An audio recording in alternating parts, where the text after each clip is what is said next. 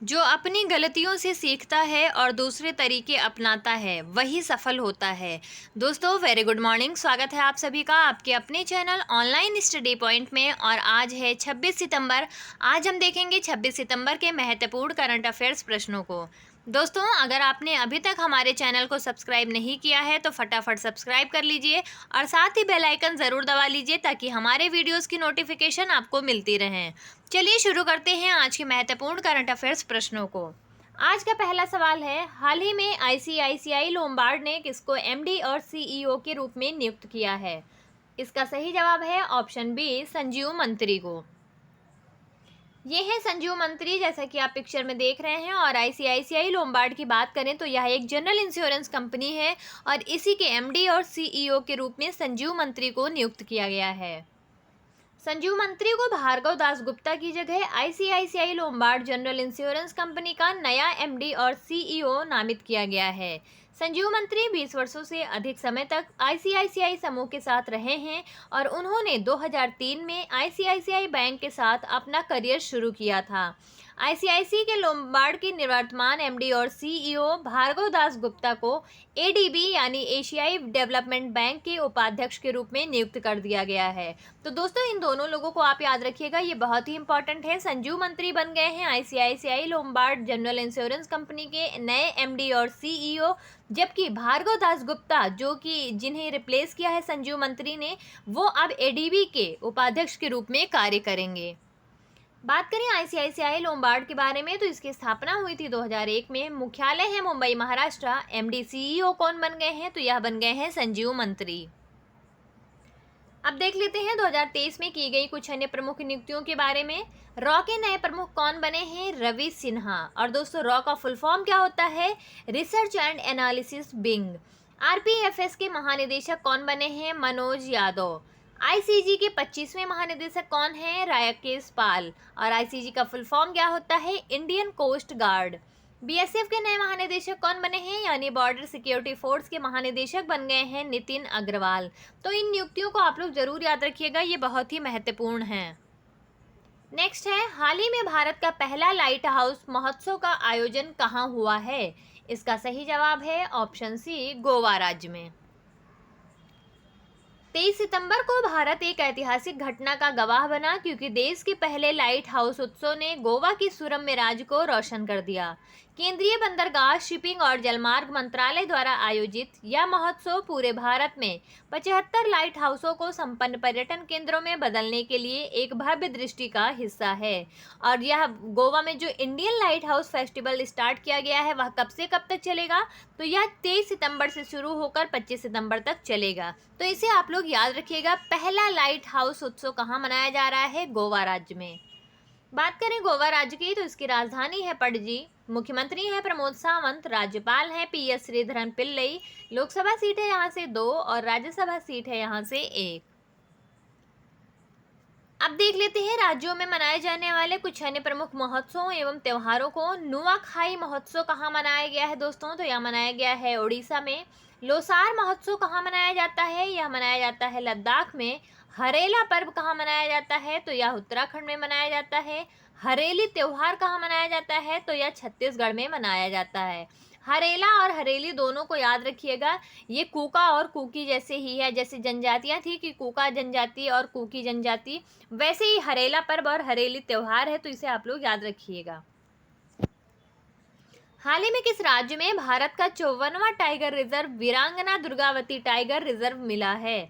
इसका सही जवाब है ऑप्शन बी, मध्य प्रदेश राज्य में।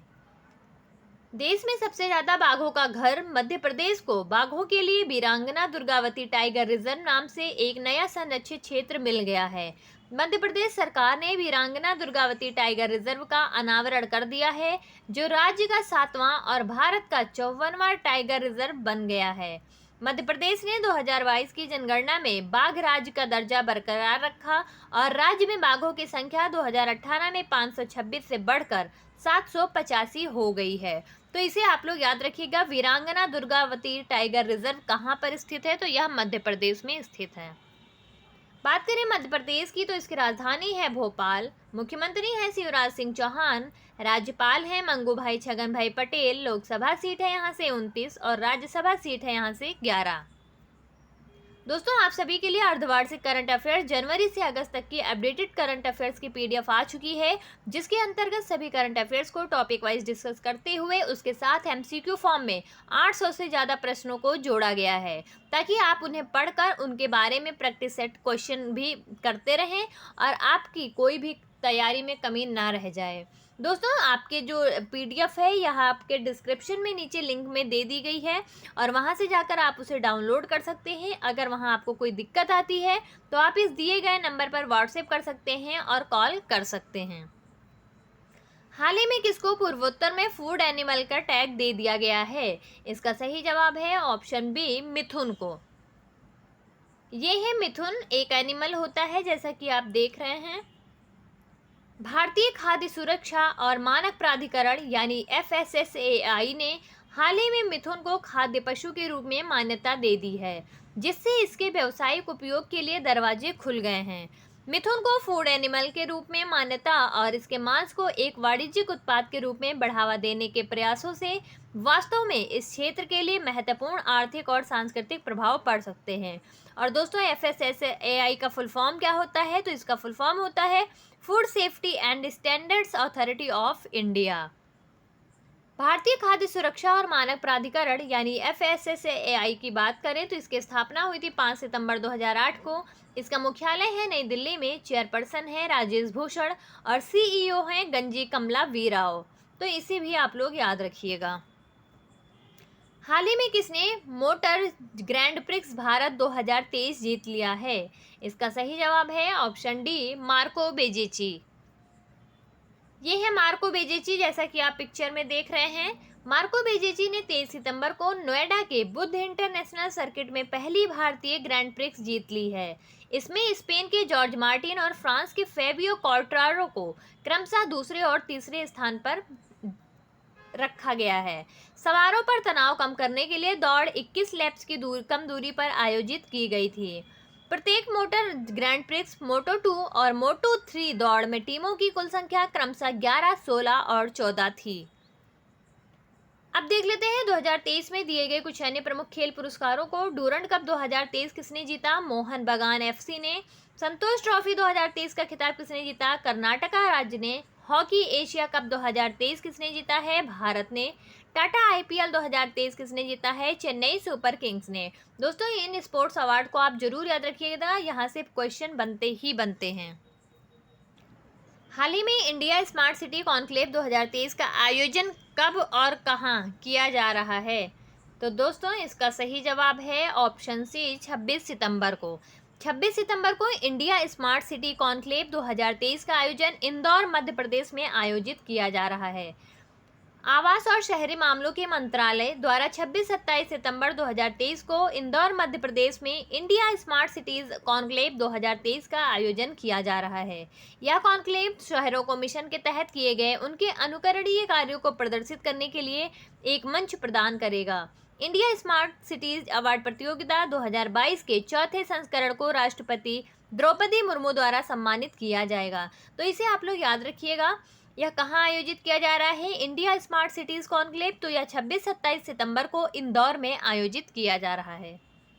नेक्स्ट है एशियन गेम्स 2022 में भारत ने पहला स्वर्ण पदक किस खेल में जीत लिया है? दोस्तों, जैसा कि आप सभी को पता है कि एशियन गेम्स स्टार्ट हो चुके हैं 23 सितंबर से, जो 8 अक्टूबर तक चलेंगे। और यह कौन से संस्करण है?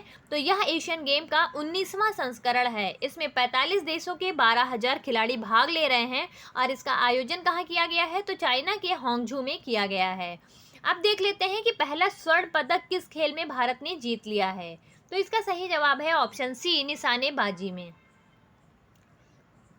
भारत ने एशियाई खेल 2023 में 10 मीटर एयर राइफल टीम स्पर्धा में अपना पहला स्वर्ण पदक जीत लिया है। रुद्राक्ष पाटिल, ऐश्वर्या तोमर और दिव्यांश पवार विजेता टीम के सदस्य थे। भारत की महिला निशानेबाजी टीम ने महिलाओं की 10 मीटर एयर राइफल टीम प्रतियोगिता में रजत पदक जीत लिया। सोनी लिव एशियन गेम्स 2023 को लाइव स्ट्रीम करेगा और भारत की निशानेबाजी दल में लगभग 33 सदस्य शामिल हैं। तो इसे आप लोग याद रखिएगा कि भारत ने सबसे पहला स्वर्ण पदक किस खेल में जीत लिया है?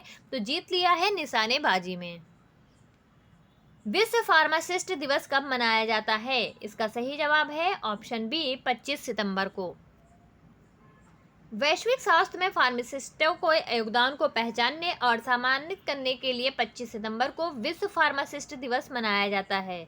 2009 में इस्तांबुल तुर्की में इंटरनेशनल फार्मास्यूटिकल फेडरेशन यानी एफआईपी कांग्रेस ने 25 सितंबर को वार्षिक विश्व फार्मासिस्ट दिवस के रूप में नामित किया था। 2023 के लिए इसकी थीम क्या रखी गई है दोस्तों? तो इसकी थीम रखी गई है फार्मेसी स्ट्रेंथिंग हेल्थ सिस्टम्स। तो इसे आप लोग याद रखिएगा। विश्व फार्मासिस्ट दिवस कब मनाया जाता है? 25 सितंबर को, और इसकी थीम है फार्मेसी स्ट्रेंथिंग हेल्थ सिस्टम्स। अब देख लेते हैं सितंबर माह में मनाए जाने वाले कुछ अन्य प्रमुख दिवसों को। 2 सितंबर को मनाया जाता है विश्व नारियल दिवस। 3 सितंबर को मनाया जाता है गगनचुंबी इमारत दिवस। 5 सितंबर को मनाया जाता है अंतर्राष्ट्रीय चैरिटी दिवस और टीचर्स डे। 8 सितंबर को मनाया जाता है विश्व साक्षरता दिवस। किस देश की महिला क्रिकेट टीम ने एशियाई खेल 2023 में स्वर्ण पदक जीत लिया है? इसका सही जवाब है ऑप्शन सी भारत ने। भारत की महिला क्रिकेट टीम ने एशियाई खेल 2023 में भी स्वर्ण पदक जीत लिया है।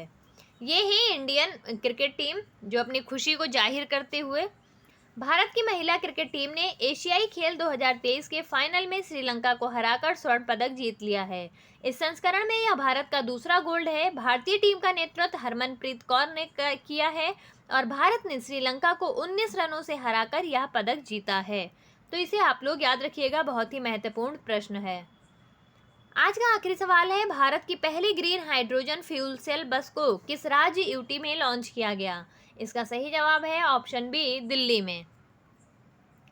पेट्रोलियम और प्राकृतिक गैस मंत्री हरदीप सिंह पुरी ने नई दिल्ली में इंडिया गेट से अपनी तरह की पहली हाइड्रोजन फ्यूल सेल बस लॉन्च कर दी है। इस अवसर पर उन्होंने कहा कि सरकार ग्रीन फ्यूल की नई पीढ़ी लाने के लिए मिशन मोड में काम कर रही है। इंडियन ऑयल के चेयरमैन श्रीकांत माधव वैद्य ने कहा कि साल के अंत तक दिल्ली एनसीआर क्षेत्र में 13 और बसें लॉन्च की जाएंगी। तो इसे आप लोग याद रखिएगा। पहली हाइड्रोजन फ्यूल सेल बस किसने लॉन्च किया है? तो यह लॉन्च किया है पेट्रोलियम और प्राकृतिक गैस मंत्री हरदीप सिंह पुरी ने दिल्ली में। अब देख लेते हैं 25 सितंबर के ऑलराउंडर रिवीजन को फटाफट। हाल ही में कौन सी टीम आईसीसी के तीनों फॉर्मेट में नंबर 1 टीम बन गई है? भारत। हाल ही में अंतर्राष्ट्रीय सांकेतिक भाषा दिवस कब मनाया गया? 23 सितंबर को। हाल ही में किस बैंक ने एमएसएमई के लिए neo for business banking platform launch किया है? एक्सिस बैंक ने। हाल ही में किस स्थान को यूनेस्को की विश्व विरासत सूची में जोड़ा गया है? जागोरोचोरिया। हाल ही में कहाँ में भारत की पहली ट्रैफिक लाइट फ्री सिटी बनी है? कोटा राजस्थान। किस अंतरिक्ष एजेंसी ने अज्ञात उड़ने वाली वस्तुओं पर 1 साल के अध्ययन के बाद अपने निष्कर्ष जारी किए हैं? नासा ने। हाल ही में आईटी कंपनी विप्रो की नई सीएफओ नियुक्त हुई हैं। कौन नियुक्त हुई हैं? तो यह नियुक्त हुई हैं अपर्णा अय्यर। हाल ही में विश्व गैंडा दिवस कब मनाया गया? 22 सितंबर को। हाल ही में कौन भारत में सबसे बड़ी स्मार्टफोन निर्यातक कंपनी बनी है? एप्पल। हाल ही में इंडो लैटिन अमेरिका सांस्कृतिक महोत्सव का चौथा संस्करण कहाँ आयोजित किया गया है? नई दिल्ली में। दोस्तों ये थे हमारे 25 सितंबर के ऑलराउंडर रिवीजन, और अब देख लेते हैं आज के प्रश्न को। हाल ही में कौन सी टीम आईसीसी के तीनों फॉर्मेट में नंबर 1 टीम बन गई है? ऑप्शन दिए गए हैं, आप सभी लोग अपना सही जवाब कमेंट सेक्शन में भेजते रहें। और अगर आपको हमारी वीडियोस अच्छी लगी हो तो प्लीज़ ज़्यादा से ज़्यादा लाइक करें, शेयर करें और हमारे चैनल को सब्सक्राइब करवाते रहें। दोस्तों आज की वीडियो यहीं तक थी। आप सभी का बहुत बहुत धन्यवाद। आप सभी का दिन शुभ हो।